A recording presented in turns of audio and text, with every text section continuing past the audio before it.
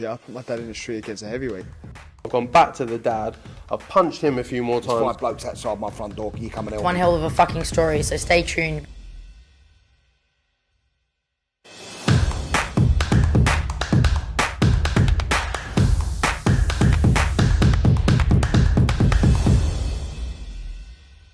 This is Colin McGuigan for AFL TV, proudly sponsored by Everlast. I'm joined by Michael Conlan. Michael, how's things?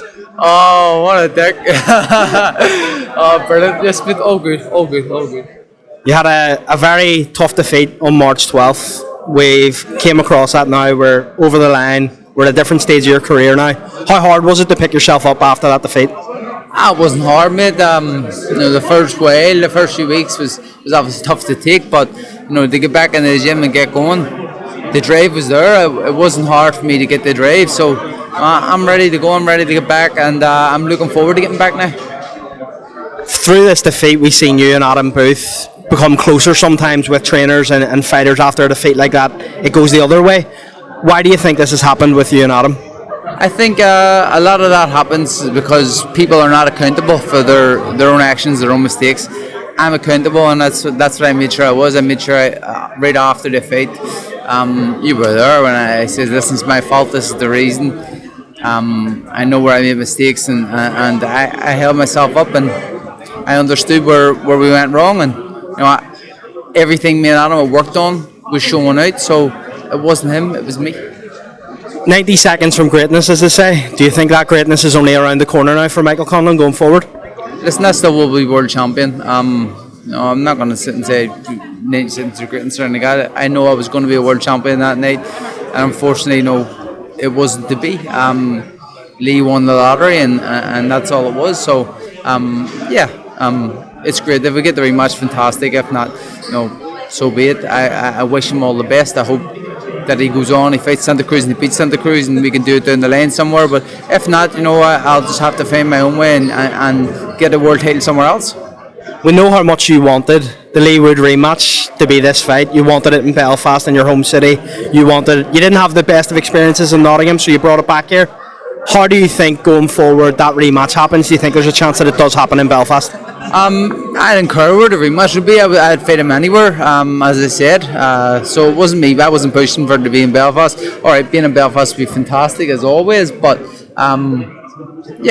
listen, if the rematch is done, I'd be very confident and very happy.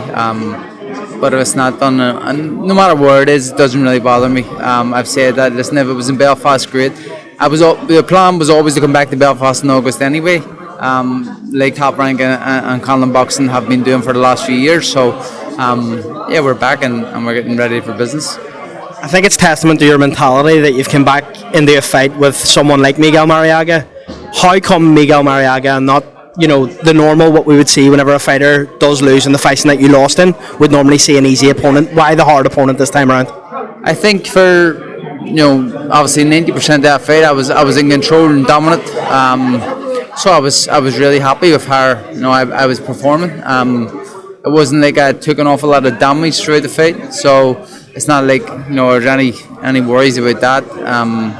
I know my chin's as solid as what it always has been, so I'm not worried about that. There's not much things that bother me, so I thought that better just to get back in at the top level, and the quickest way to do that is having a top opposition in front of me like Miguel Marriaga, and that's why I've chosen him. He's been in there with Oscar Valdez, Nicholas Walters. He got knocked out. His only KO is against Lomachenko, and as you said up there, it was when his corner threw the tall in. What does a win for Mick Conlan do on Saturday night? I think it puts me back into the talking picture with everybody. I want to jump back in as soon as possible, as I said. So I think that for me, that win over Miguel Marriaga will have people saying, okay, listen, he's still here, we can still do this, we can still do this, let's face him against this guy, that guy, this guy, and I'm ready to fight any of them now. One last question for you, Mick, because I know you're really busy. Your ring walk's iconic. It's in the top 10 in the world. Everyone loves it. Can you give us some sort of indication what we can expect on Saturday night? Grace, expect Grace. Grace has always been a part of it, but there are the little bits. It'll be definitely a little bit more upbeat compared to what I usually go. I usually go some old school type shit, but I'm changing up a little bit this time. I'm thankful that you gave me your time today, Mick, and we'll talk again after the fight on Saturday night. No worries, Conlan, I feel. Yeah, I put my dad in the street against a heavyweight. I've gone back to the dad. I've punched him a few more There's 5 times. blokes outside my front door. Can you come and help One me? hell of a fucking story, so stay tuned.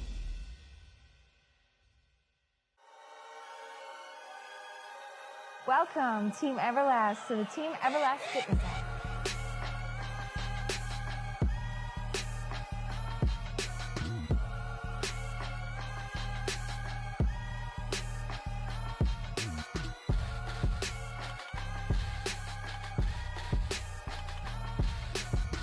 Download the Everlast Fitness app and find your greatness within.